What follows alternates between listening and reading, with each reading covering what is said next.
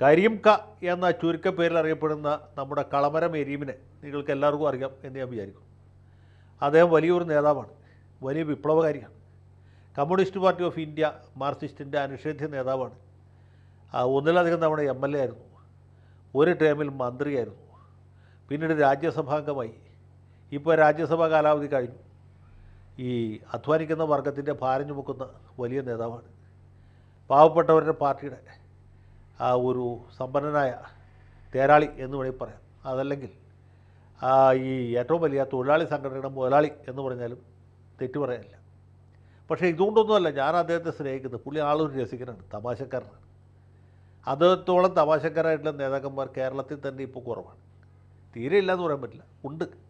എന്നാലും അങ്ങനെ ഒരു കുസൃതിക്കാരനായ, തമാശക്കാരനായ, രസികനായ ഒരു നേതാവാണ് കരീം കയുടെ ഫലിതങ്ങൾ എന്ന് പറഞ്ഞൊരു പുസ്തകം തന്നെ എഴുതാൻ പാകത്തിനുണ്ട്. അധികവും പ്രാക്ടിക്കൽ ജോക്സാണ്. പുള്ളി തമാശയാണ് പറയുന്നതെന്ന് ബാക്കിയുള്ളവർക്ക് മനസ്സിലാവില്ല. കേൾക്കുന്നവരായിരിക്കും പുള്ളി സീരിയസ് ആയിട്ടാണ് പറയുന്നത്. പക്ഷേ ആലോചിച്ച് പോയി കഴിഞ്ഞാൽ ഇത്രയും രസികത്വം ഉള്ള വേറൊരു നേതാവിനെ കാണാൻ ബുദ്ധിമുട്ടാണ്. നമ്മൾ CH മുഹമ്മദ് കോയയുടെ ഫലിതങ്ങൾ എന്നൊക്കെ പറയില്ലേ, അല്ലെങ്കിൽ ചാഴികാടൻ്റെ ഫലിതങ്ങൾ, അതുപോലെയല്ല. അതൊക്കെ ആളുകളെ ചിരിപ്പിക്കാനുള്ളതാണ്. കരീം കയുടെ ഫലിതങ്ങൾ എന്ന് പറഞ്ഞാൽ ചിന്തിപ്പിക്കാനും ആളുകൾ പ്രകോപിപ്പിക്കാനുള്ളതാണ്. പുള്ളി ഏത് സമയത്ത് സാമ്രാജ്യത്വത്തെ, ഫാസിസത്തെ, അതുപോലെ സൈനിസത്തെ, മറ്റീസങ്ങളെയൊക്കെ എതിർക്കുന്ന ആളാണ്. കോൺഗ്രസിനെയും BJPയും മാവോയിസ്റ്റുകളെയും മൗദൂദികളെയും ഒക്കെ എതിർക്കുന്ന ആളാണ്. ജമാഅത്തെ ഇസ്ലാമിക്കൊക്കെ എതിരായിട്ട് പുള്ളി വലിയ വലിയ പ്രസംഗങ്ങൾ നടത്തിയിട്ടുണ്ട്. അങ്ങനെയുള്ള ഒരു ധീര വിപ്ലവകാരിയാണ് കരീം കയുടെ ചില തമാശകൾ പറഞ്ഞ ഇപ്പോൾ ഏറ്റവും പുതിയതെന്ന് പറഞ്ഞത് നമ്മുടെ സെക്രട്ടേറിയറ്റിൻ്റെ പണിക്ക് സ്ഥാപനം ചെയ്യുന്ന ആശാ വർക്കേഴ്സിനെ കുറിച്ചും അവരുടെ നേതാക്കന്മാരെക്കുറിച്ചും നേതാക്കളെക്കുറിച്ചിട്ടുമൊക്കെയാണ്. ഇത് ഈ പാട്ടപ്പിരിവുകാരുടെ സംഘടനയാണ് ഇവരുടെ സമരം സ്പോൺസർ ചെയ്തിട്ടുള്ളത് എന്നാണ് കരീം കയുടെ പുതിയൊരു തട്ട്. പാട്ടപ്പിരിവുകാരെന്ന് പുള്ളി ഉദ്ദേശിച്ച് SUCI എന്നൊരു സംഘടനയുണ്ട്. സംഗതി ശരിയുമാണ്. ഇവർ ഈ എറണാകുളം ബോട്ടിയെട്ടിയിലൊക്കെ നടന്ന് പാട്ട വെച്ച് പിരിക്കുന്നവരാണ്. കരീം കയുടെ പാർട്ടി എന്താ വെച്ചാൽ പിരിക്കണം, അവർ ബക്കറ്റ് വെച്ചാൽ പിരിക്കുന്നത്. അപ്പോൾ ബക്കറ്റ് പിരിവുകാർ ഈ പാട്ടപ്പിരിവുകാരെ കുറ്റം പറയുന്നത് എന്തൊരു വലിയ തമാശയെന്ന് ആലോചിച്ചു. രണ്ട് കാലിലും കൂഴച്ചക്ക പോലെ മന്ദുള്ള ഒരാൾ ഒരു കാലിൽ മന്ദുള്ള ആളെ മന്ദ എന്ന് വിളിക്കുന്ന പോലെയാണ് കരീം കയുടെ ഈ പരിഹാസം. കരീം ക അടക്കമുള്ള ആളുകൾ എത്ര ലക്ഷം രൂപയാണ് ഓരോ പാവപ്പെട്ട മുതലാളിമാരുടെ നിന്ന് പിരിക്കുന്നത് നമുക്കറിയാവുന്നല്ലേ. ഈ CITUവിൻ്റെ വലിയ വലിയ സമ്മേളനങ്ങളൊക്കെ എങ്ങനെ നടക്കുന്നത്, മാർക്സിസ്റ്റ് പാർട്ടിയുടെ സമ്മേളനങ്ങളൊക്കെ എങ്ങനെ നടക്കുന്നത്, ഇതിനൊക്കെ പണം എവിടെ നിന്നാണ് വരുന്നത്?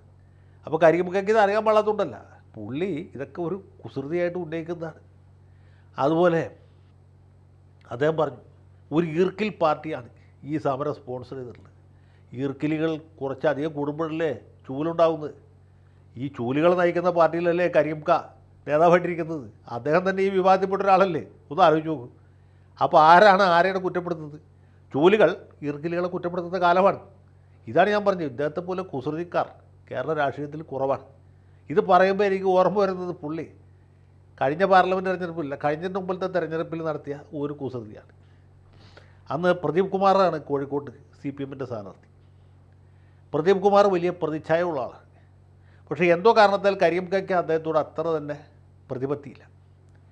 അതുകൊണ്ട് ഇനി അഥവാ രാഘവനെ എങ്ങാനും പ്രദീപ് കുമാർ തോൽപ്പിച്ചാലോ എന്ന് കരീം കയ്ക്ക് ഒരു ആശങ്ക തോന്നി. മുതലക്കുളം മൈതാനത്ത് വലിയൊരു സമ്മേളനം പിടിച്ചു കൂട്ടി. അവിടെ നിന്നിട്ട് കരീം ക ഈ MK രാഘവനെ അതികഠിനമായി ആക്ഷേപിച്ചുകൊണ്ട് വ്യക്തിപരമായിട്ട് തേജോവധം ചെയ്തുകൊണ്ടൊരു ഭയങ്കര പ്രസംഗം നടത്തി. ഒരു 1.5 മണിക്കൂർ അങ്ങ് പ്രസംഗിച്ചു. ഗംഭീര പ്രസംഗമായിരുന്നു. ആ പ്രസംഗം കേട്ട് എല്ലാവരും MK രാഘവൻ്റെ ആരാധകരായിട്ട് മാറി. പ്രദീപ് കുമാറിന് വോട്ട് ചെയ്യാൻ തീരുമാനിച്ച ആളുകൾ ഇനി രാഘവന് വോട്ട് ചെയ്തിട്ട് വേറെ കാര്യമുള്ളൂ എന്ന് തീരുമാനിച്ചു. എന്ന് മാത്രമല്ല, ഈ പ്രസംഗം കേട്ടവർ കേൾക്കാത്തവരോട് പറഞ്ഞു ഇങ്ങനെ കളമരം എരിയും കോഴിക്കോട് മുതലക്കുളത്ത് ഇങ്ങനത്തെ ഒരു പ്രസംഗം നടത്തി എന്നുള്ള കാര്യം. അപ്പോൾ കേട്ടവർ കേൾക്കാത്തവരോട് പറഞ്ഞ അങ്ങനെ ഈ പ്രസംഗത്തിൻ്റെ ഒരു മാധുര്യം അത് കോഴിക്കോട് പാർലമെൻറ്റ് മണ്ഡലത്തിൻ്റെ അതിരുകൾ ഭേദിച്ച് കോഴിക്കോട് ജില്ല കടന്ന് മലബാറിലെമ്പാടും പ്രചരിച്ചു. അതുകൊണ്ടൊരു ഗുണമുണ്ടായി. മലബാറിലുള്ള എല്ലാ സീറ്റുകളിലും അല്ലെങ്കിൽ തന്നെ ജനങ്ങളെതിരായിരുന്നു. ഇതിൻ്റെ ഒരു മന്ദഭാരതത്തിന് ആഞ്ഞടിക്കാൻ നേടില്ലേ, അങ്ങനെ ഒരു സംഭവമുണ്ടായി. അതുകൊണ്ടൊരു ഗുണം കിട്ടി. എല്ലാ സ്ഥാനാർത്ഥികളും തോറ്റുപോയി. ആലപ്പുഴയിൽ ആരിഫ് ഒഴിച്ച് ബാക്കി എല്ലാവരും തോറ്റുപോയി. അങ്ങനെ പ്രദീപ് കുമാറിൻ്റെ പരാജയം ഉറപ്പാക്കുന്നതിൽ കരീം ക വിജയിച്ചു. പാവ MK രാഘവൻ ഇത് വിചാരിച്ച് രാഘവൻ കരുതിയത് കരീമിന് രാഘവനോട് എന്തോ വിരോധമുണ്ട്, അതുകൊണ്ട് ആക്ഷേപിച്ച് പ്രസംഗിച്ചു എന്നാണ്. കേട്ട കുറേ ആളുകളെങ്കിലും അങ്ങനെ തെറ്റിദ്ധരിച്ചു. പക്ഷേ പ്രദീപ് കുമാറും ഈ കരീം കായും തമ്മിലുള്ള ബന്ധം അറിയാവുന്നവർക്ക് മനസ്സിലായി ഇതിൻ്റെ പുറകിലുള്ള യഥാർത്ഥത്തിലുള്ള ഗുട്ടൻസ് എന്താണ്. കാരണം അതാണ് കരീം കാ. പുള്ളി പറയുന്നതല്ല ഉദ്ദേശിക്കുന്നതല്ല പറയുന്നത്. കേൾക്കുന്നവർ അതിൽ നിന്നും എന്താണ് വേർതിരിച്ചെടുക്കേണ്ട യാഥാർത്ഥ്യം വേറൊന്നായിരിക്കും. അതാണ് പുള്ളിയുടെ മേന്മ. അതാണ് ഈ കുഞ്ഞായൻ്റെ കുസൃതികൾ എന്നൊക്കെ പറഞ്ഞ പോലെ കരീം ഖാൻ്റെ കുസൃതികൾ എന്നൊരു പുതിയ ബ്രാഞ്ച് തന്നെ മലയാള സാഹിത്യത്തിൽ അല്ലെങ്കിൽ കേരള രാഷ്ട്രീയത്തിൽ ഉരുത്തിരിഞ്ഞു വന്നു. അപ്പോൾ ആ രീതിയിലുള്ളൊരു പ്രസംഗമാണ് ഇദ്ദേഹം ഇവിടെ ഇത്തവണയും കാഴ്ചവെച്ചത്. ഇത് പറഞ്ഞതിൻ്റെ രണ്ടാം ഭാഗം കൂടിയുണ്ട്. അതായത് ഈ 2019 ഈ തെരഞ്ഞെടുപ്പിൽ പ്രദീപ് കുമാറിനെതിരായിട്ട് ഇദ്ദേഹം ഈ പ്രസംഗം നടത്തിയല്ലോ. കഴിഞ്ഞ തെരഞ്ഞെടുപ്പിൽ പുള്ളി തന്നെ സ്ഥാനാർത്ഥിയായിട്ട് പോകും. അപ്പോഴാണ് പുള്ളി കരീം ഖാ എന്ന ചുരുക്കപ്പേരിൽ അറിയപ്പെടാൻ തുടങ്ങി എന്ന് പറഞ്ഞ് കുറേ അധികം പോസ്റ്റ് അടിച്ച് പ്രചരിപ്പിച്ചു. പക്ഷേ എന്ത് ചെയ്യാൻ പറ്റും? അപ്പോൾ പ്രദീപ് കുമാർ വല്ല ഒടിവിദ്യം ചെയ്തെന്ന് നമുക്കറിയില്ല. ഏതായാലും കരീം ഖാ വളരെ ഡീസൻ്റായിട്ട് തോറ്റു. പ്രദീപ് കുമാർ തോറ്റേക്കാളും മാന്യമായിട്ട് അന്തസ്സായിട്ട് 1.5 ലക്ഷം വോട്ടിൻ്റെ വമ്പിച്ച വ്യത്യാസത്തിൽ എം കെ രാഘവൻ ജയിക്കും, കരീം ഖാ തോക്കുകയും ചെയ്യും. പിന്നെ കരീം ഖായ്ക്ക് തോൽവിയും ചെയ്യുമെന്നൊരു പ്രശ്നമല്ല. ജയിച്ചാലും തോറ്റാലും പുള്ളി തൊഴിലാളികളുടെ ഭാരം ചുമക്കുന്ന, അധ്വാനിക്കുന്ന വർഗത്തിൻ്റെ ഭാരം ചുമക്കുന്ന നേതാവായിട്ട് തുടരും എന്നുള്ളതുകൊണ്ട് ഇന്ത്യൻ പാർലമെൻറ്റിന് വലിയൊരു വാഗ്മിയെ നഷ്ടപ്പെട്ടു എന്ന് പറഞ്ഞു.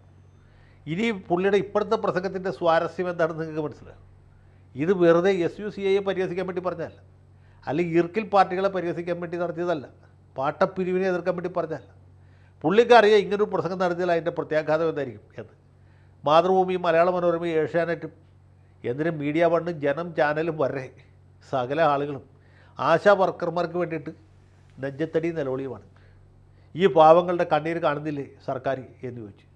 അപ്പോൾ മുഖ്യൻ്റെ മരുമോനും പിന്നെ നമ്മുടെ സാമൂഹ്യക്ഷേമ മന്ത്രി വീണ ജോർജിനും എതിരായിട്ടുള്ള വികാരം നമ്മുടെ നാട്ടിൽ ഈ ബിയർ കുപ്പിയുടെ അടപ്പ് തുറന്ന പോലെ പതഞ്ഞ് പൊങ്ങുകയാണ്.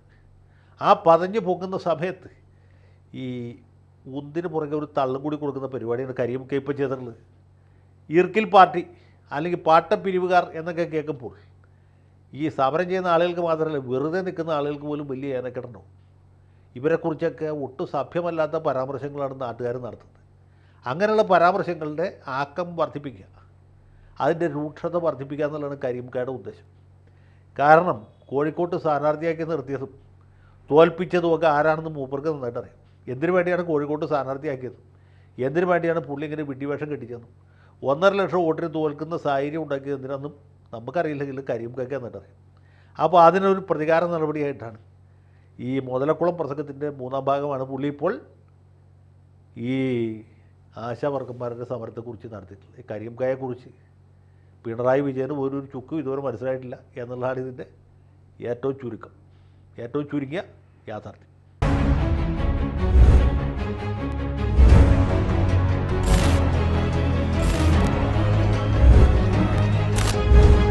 കൂടുതൽ വാർത്തകളും വിശേഷങ്ങളും നിങ്ങളിലേക്ക് എത്താൻ ABC മലയാളം സബ്സ്ക്രൈബ് ചെയ്യുക, ബെൽ ബട്ടണും അമർത്തുക.